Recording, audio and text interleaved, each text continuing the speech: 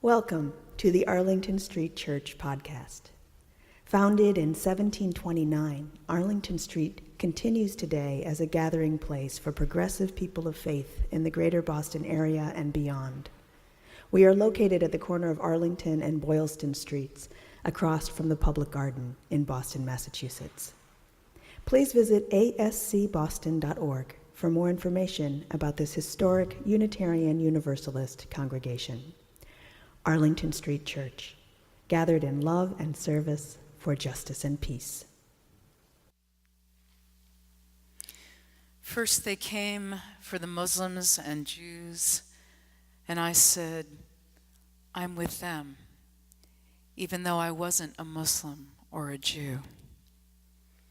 This is Sojourners Magazine editor Rosemarie Berger's riff on Pastor Niemöller and Matthew 25.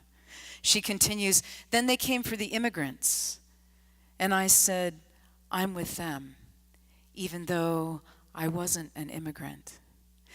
Then they came for the Black Lives Matter activists and the LGBTQ folks, and even though I was white and straight, I said, I'm with them. When they came for the hungry and for those who hunger for change and hunger for righteousness, I said, I'm with them. I'm with the thirsty and the thirsty earth gasping for rain. I'm with the stranger, the refugee, all those who scale walls for freedom. I'm with the naked, those stripped of human dignity, those without decent work, without the cloth of human compassion. I'm with the sick, the disabled, the addicted, the addled, all those who depend on the kindness of strangers. I'm with the prisoners, the journalists, the detained, the deported, and the deplorables. When they came for those, I said, I'm with them. I am with them. I'm with us.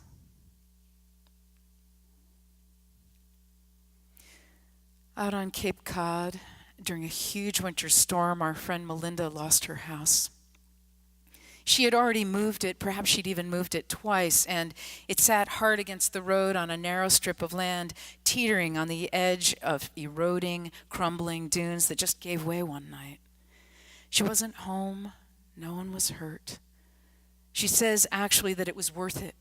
This wager with nature and a climate in crisis, worth it, just to have lived so close to the tides and the changing of the seasons.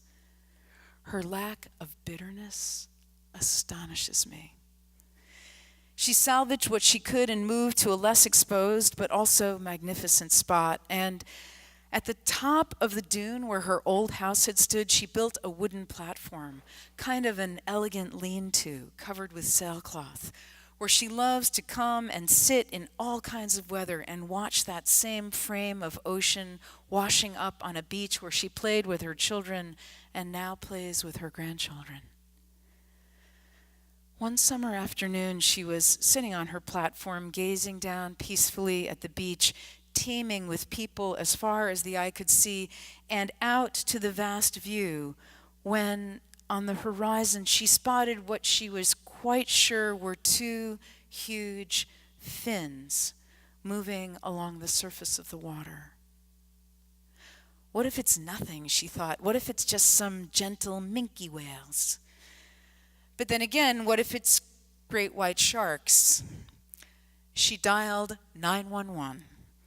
And even as she was describing to the dispatcher what she thought she was seeing, the dispatcher was alerting the lifeguards who were frantically whistling people out of the water. From her perch, she watched in amazement as the water emptied of people who ran up the beach, some carrying children and others helping elders. Sure enough, those fins belonged to great whites, one of them well known to shark researchers. Hungry great whites. It would have been so easy not to make the call, to feel stupid or alarmist and so shake off the feeling that it just might be sharks. It would have been so easy to make someone else make the call. But the what if got to her. I told Melinda, you're a hero. Not a hero, she says. But if I were in the water with my grandbabies, I'd be glad and grateful if someone cared enough to call the police, even if it was a false alarm.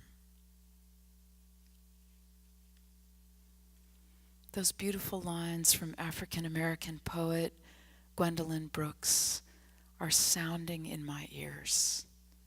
We are each other's business. We are each other's harvest. We are each other's magnitude and bond.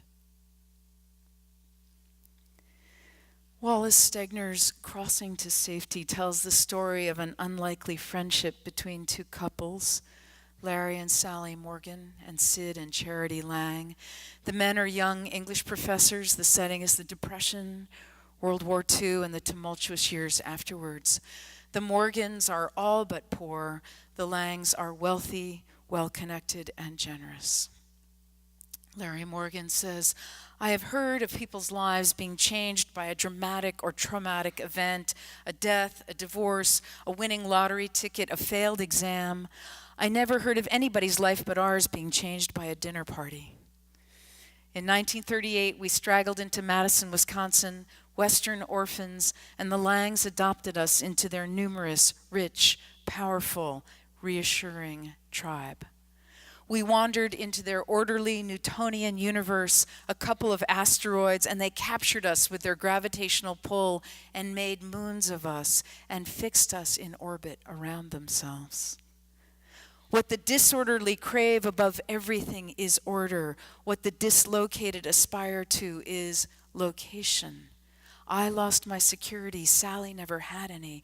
Both of us were particularly susceptible to friendship. When the Langs opened their hearts and house to us, we crept gratefully in. Crept? Rushed.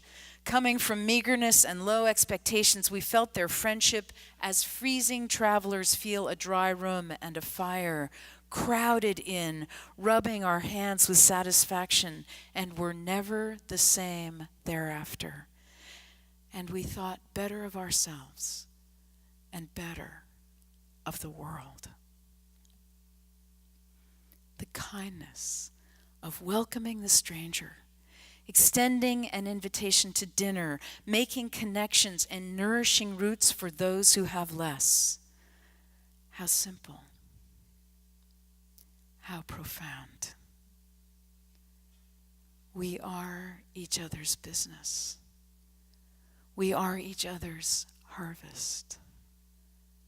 We are each other's magnitude and bond. 14 years ago, I dedicated a baby here named Louis. We've known and loved each other ever since he tried to eat the white rose with which I touched his forehead in blessing. Last Sunday afternoon, I memorialized his godmother, dead of a sudden heart attack. He was bereft, and I was bereft, seeing him in a suit, suddenly grown up with this loss, and grave and silent. We sat together here behind the high pulpit as Schwinn played the prelude on organ, and hundreds of grieving guests flooded into the sanctuary to pay their respects. And just as I was musing, as I so often do, how do we bear it, losing those we love? How is it that we go on? Just then, Louis reached over and took my hand and interlaced his fingers with mine.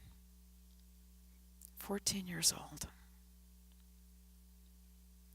And we just sat here, holding hands. And I knew the answer to my questions. We are each other's business. We are each other's harvest. We are each other's magnitude and bond. These beautiful words are from Rabbi Rami Shapiro. We are loved by an unending love. We are embraced by arms that find us even when we are hidden from ourselves.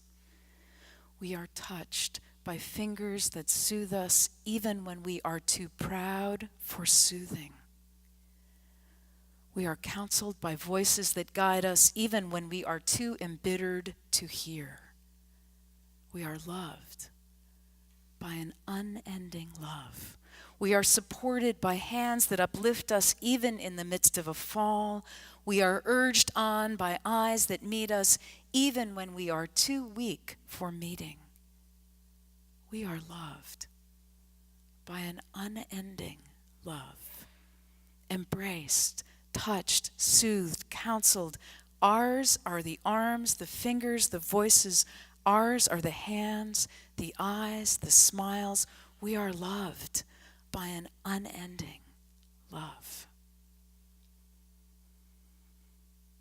Beloved spiritual companions, may we remember that we are all, always dependent on the kindness of strangers. Let us be for them and so be for ourselves. When we think we see fins in the water, let us not avert our eyes. Call for help. There is not one among us who is not particularly susceptible to friendship. Let us befriend and be friends, and so think better of ourselves and the world. How is it that we go on? Let us take hands, hold each other's hands, and so remember, we are each other's. We are loved by an unending love. Amen.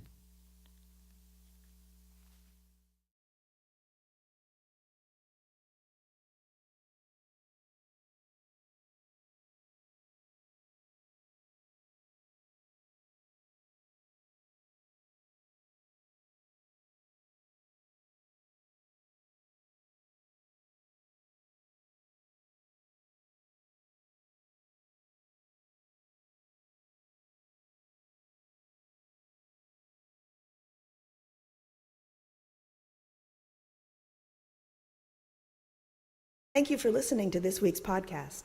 We would love to hear from you via email at office@ascboston.org or through our Facebook page. If you would like to support the good work of Arlington Street Church, please consider a contribution by check in the mail or through our website, ascboston.org.